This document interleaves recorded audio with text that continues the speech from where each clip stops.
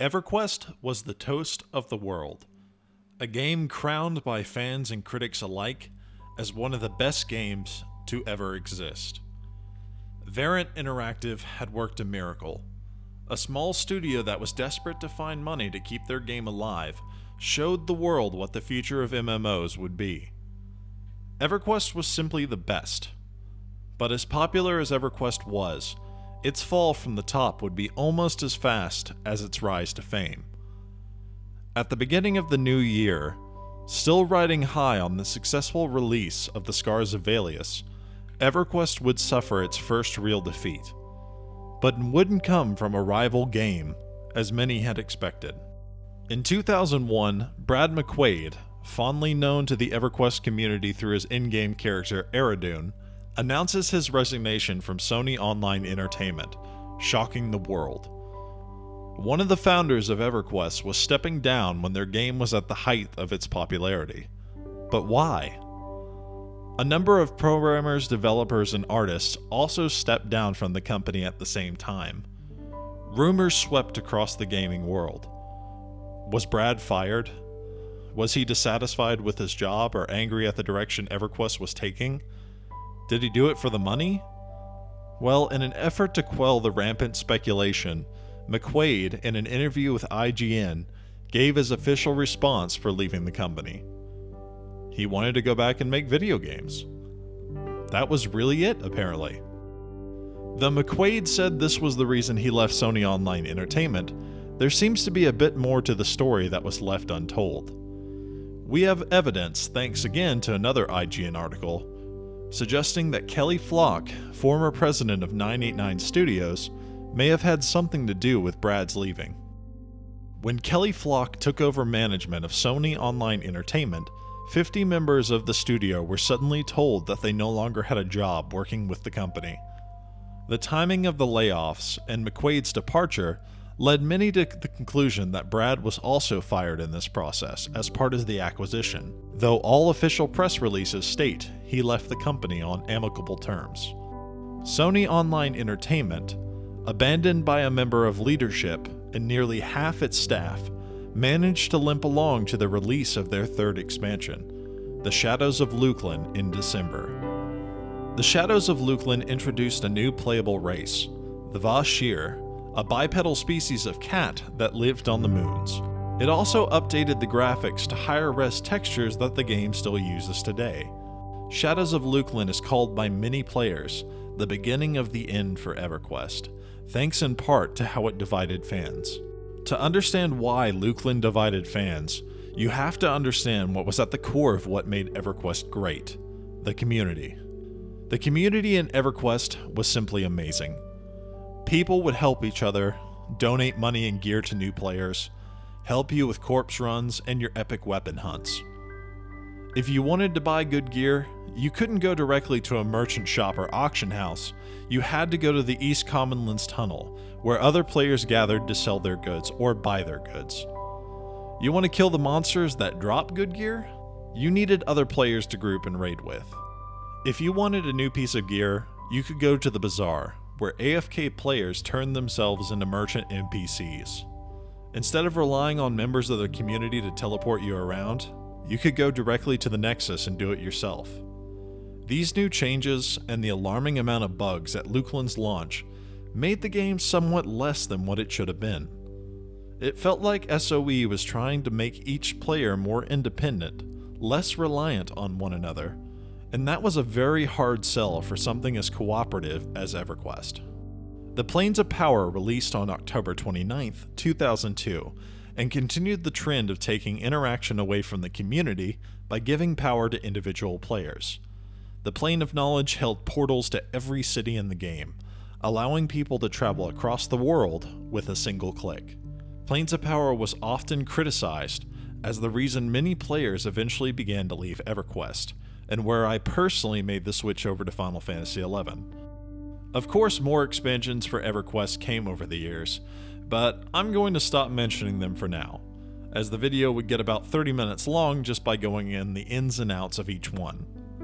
I just wanted to briefly mention the Planes of Power and Shadows of Luklin, specifically for how they moved away from the core gameplay mechanics, dividing EverQuest into two different factions: classic players, who wanted things to go back to how they were, and live players, who accepted the modern changes.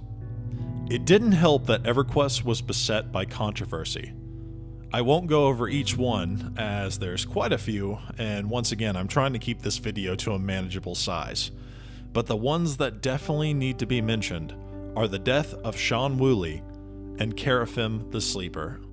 In 2002, CBS News ran an article about the addictive nature of EverQuest, interviewing the parents of Sean Woolley, a 21-year-old with a video game addiction, to, you guessed it, EverQuest. Sean unfortunately took his own life, shooting himself in front of his computer while still logged into his character on EverQuest. The media blamed Sony Online Entertainment for feeding addictive behavior. Parents lashed out, and EverQuest's name gained quite a terrible reputation to people outside the community. Sean's death was also a wake-up call for a lot of people who'd spend hours playing EverQuest, ignoring their social obligations, work, and family. While this didn't cause a mass exodus of the player base, it still sent a lot of people fleeing Norrath forever, scared to return and let it once again take control of their life. In 2003, Sony Online Entertainment irreparably harmed their own reputation by pulling the plug on a potential kill of Kerafyrm the Sleeper, the lore equivalent of Norrath's apocalypse. According to lore, once Kerafyrm awoke, he would roam the world, killing anything and everything he saw.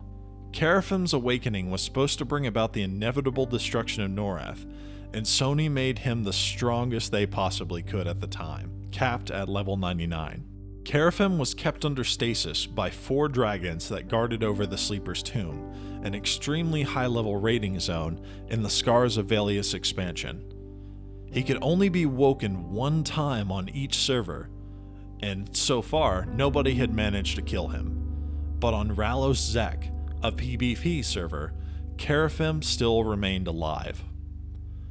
3 of the biggest guilds on Ralos Zek put aside their differences and allied together. Kerafyrm the Sleeper, once thought invincible by players everywhere, looked like he was about to die. Then, in a bizarre and impossible twist, he was despawned, leaving the 3 guilds, comprised of almost 200 members, scratching their head, wondering what had happened. The community on Ralos Zek flooded Sony customer support for an answer. Any answer. And finally they got one from a GM, although it's not what they wanted to hear. Quote, Kerafyrm the Sleeper was reset by order of Sony higher-ups who thought the encounter might have been bugged. The community was furious. The guilds argued, and after much deliberation, Sony finally relented and reset the encounter in order to give the guilds on Ralos Zek one final chance to do the impossible. After a grueling 3-hour fight, Kerafyrm finally fell, and Norrath celebrated. But what Sony had done would never be forgotten by the players. This event was fresh in the minds of many who eventually decided to leave EverQuest for good, once the lands of Azeroth finally opened their doors. World of Warcraft was released on November 23, 2004. Longtime EverQuest players disenfranchised with the release of the Legacy of Yakesha expansion and the direction the game was headed, abandoned ship. Subscription numbers plummeted by the thousands every month, if not more. Servers were closed and consolidated, dedicated players struggled to find people to play with, and the once teeming lands of Norrath were left abandoned by fans, who had either moved on to EverQuest 2 or abandoned Sony altogether. Ultima Online and EverQuest paved the way for the future of MMOs, and that future was finally here. World of Warcraft was polished. The graphics made it incredibly accessible. It had the brand recognition of the Warcraft franchise, fun classes, fantastic gameplay, and a vast, unexplored world waiting to be discovered. Of course, Sony Online kept releasing new expansions every year, and each expansion would add new zones, level caps, classes, and races, but it never stopped the bleeding subscriber numbers. Eventually, measures were taken in 2006 to make it easier on the dwindling population. Sony created Crescent Reach in the Serpent Spine expansion, a hub city where every race and class could now elect to start. Even though that helped for a time, numbers were still falling fast, so in 2008, for the Seeds of Destruction expansion, Sony introduced something new: the Mercenary.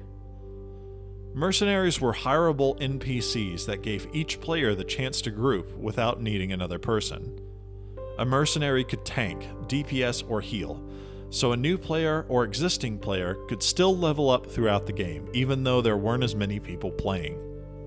Somehow, with these minor changes, EverQuest managed to stay alive, propped up not only by its legacy, but by a dedicated player base who continued to play, hoping that a return to Norrath's glory days would be coming soon. In 2010, an announcement by Sony Online Entertainment seemed to answer that hope. Development of Everquest Next and Everquest Next Landmark had finally begun. Everquest Next was going to be a spiritual successor to EverQuest, and although not a lot of this game has been shown, it promised to go back to the original's roots. Everquest Next Landmark was the game's world-building tool, which would allow the community to create custom maps. Essentially, it was going to be like the EverQuest equivalent of Minecraft, and that wasn't necessarily a bad thing. Sony even intended to hold a community campaign for Landmark and add the top-rated maps that would be voted by players and a community itself into the game. Excitement arose from longtime EverQuest fans across the world. Maybe this would work. Maybe we would finally get the EverQuest we always wanted. Just an update of the original with new graphics and maybe some new classes thrown in with new stuff to do. That's all the player base wanted. EverQuest Next and EverQuest Next Landmark were spearheaded by John Smedley and Dave Jordson, who you may remember seeing in my Part 1 video. He is not in fact Steve Clover. Apparently I got that wrong, and in an image search for Steve Clover in the first video, I put up an image of Dave Jordson. So sorry about that. I actually managed to find Steve Clover though, and here he is. For a long while doing this documentary, I had no idea that Steve Clover actually existed. He can't be found hardly anywhere on the internet, and the images you do find of him are small clips from something else. In 2012, EverQuest and EverQuest 2 went free to play, losing the subscription format it had used for 13 years. Neither game could compete with the overwhelming pressure from the competitors in the market, including World of Warcraft, which at this point had become a worldwide phenomenon. A number of announcements soon followed for EverQuest Next in 2014. The closed beta would be available to anyone who purchased the $99 Founders Pack or the $59.99 Explorers Pack. Later on, Smedley announced that EverQuest Next would be available for PS4 consoles, and that it would somehow integrate the Oculus Rift into the gameplay. In the fall, Dave Jordson showed off 3 new, never-before-seen classes: the Tempest, the Cleric, and the Elementalist. Everything looked great, and fans were definitely excited, but behind those polished gameplay videos and exciting announcements, there lurked a dark and troubling secret, later revealed in an article by Felden at EQ2 Wire. Comments about the development of EverQuest Next and EverQuest Next Landmark arose in that article, and it presented some very negative insight into the development process over at Sony. The article also featured direct commentary from previous employees of Sony Online Entertainment, who spoke about the development of the 2 games at length, and what they had to say was not very positive. Quote, "Landmark began as nothing more than the tools to make EQN. Then Ponytail got a wild hair up his ass to make it a game, which ultimately killed it. Developmentally, Landmark and EQN were the same on the engineering side for a long time because they had obstacles to overcome which applied to both. Ponytail is the main reason EQN never happened, because he refused to let Landmark go as a game, and wasted years of resources in trying to brute force it into being. The designers on EQN wrote hundreds and hundreds of design docs, often rewriting them as goals changed, because they had no actual tools to make the game yet. Smed gave Dave free reign over EQN because he knew Dave had passion for MMOs, where Smed did not. Smed's real blame here is trusting Dave too much and not keeping a closer watch on things. Also, Dave is incredibly good at the smoke and mirrors game. That and self-promotion are probably his two best skills. Let's be clear too, Landmark was Dave's obsession, and there simply was no way to convince him otherwise about it being a game. I believe this ultimately killed EQN. Basically, all the systems, like pathing, AI, voxels, should have been prototyped and tested with placeholders during pre-production. Instead, SOE decided it was a good idea to hire designers, writers, an entire floor of artists, and announce a game without even knowing if any of these components were going to work together, or if it was even fun. The worst part was having to do fake demos for SOE Live. You know, the NPCs running around in the first gameplay reveal? They were controlled by actual people, as there was no pathfinding. Though nobody except internal Sony employees really know what went on behind the curtain of Everquest Next and Everquest Next Landmark, one thing was very clear. The development was not handled well. In February of 2015, Sony sells SOE to private equity group Columbus Nova, who later reorganizes the studio into Daybreak Games, the current owners of Everquest. John Smedley became the president of Daybreak Games and the public face of the company. On the surface, everything looked fine. Smedley even announced on Twitter that the acquisition would allow them to focus on multiple gaming platforms instead of just the PlayStation. Daybreak Games becomes an independent studio that promises original IPs of the company, in this case EverQuest, EverQuest 2, EverQuest Next, and EverQuest Next Landmark, will remain playable or in production. The uneasiness of the state of EverQuest is at least over for the time, as it once again finds solid financial backing. Shortly after acquisition, John Smedley makes an announcement about the bright future of the company. Then less than a month later, many of the staff, including the face of EverQuest Next, Dave Jordson, are let go. Later that same year, John Smedley steps down as president of Daybreak Games, leaving his successor Russell Shanks in charge of EverQuest fate. In 2016, Daybreak Games issues a press release, crushing the long-time burning hopes of EverQuest fans everywhere. EverQuest Next and EverQuest Next Landmark had been officially canceled. The reason came directly from Daybreak Games president Russell Shanks, who said the following: "As we put together the pieces, we found that it wasn't very fun." As we near to the end of our story about the history of EverQuest, a lot of you are probably wondering, when the hell am I going to explain about this Everquest Curse comment I made in the first video? Well, let me explain something first, about the history of EverQuest that I've uncovered. Nothing will capture the magic that made EverQuest loved. Nothing will even come close again. I don't even think the original creators knew why EverQuest achieved the success it did. MacLeod has attempted to replicate it with Vanguard's Saga of Heroes, which failed miserably. Now he's trying again with a new game, Pantheon: Rise of the Fallen. But it doesn't seem to be such a simple success formula after all.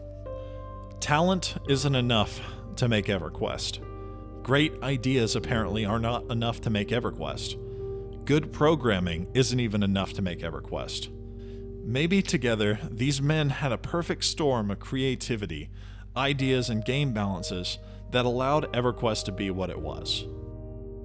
The EverQuest Curse holds us in the past by promising to bring back the glory days of what EverQuest was, but at the same time, it keeps the future of Norrath from moving forward. When will the doors of Norrath finally close for good? That's pretty hard to say. Even after 18 years, there's still nothing quite like EverQuest out there. Part of me is glad Daybreak continues to run the game, but at the same time I have to wonder, what could another company do with the EverQuest license? What game could we possibly see? And what would the lands of Norrath be like with a fresh start? All the same, I can't imagine the world without EverQuest, and I hope we don't have to.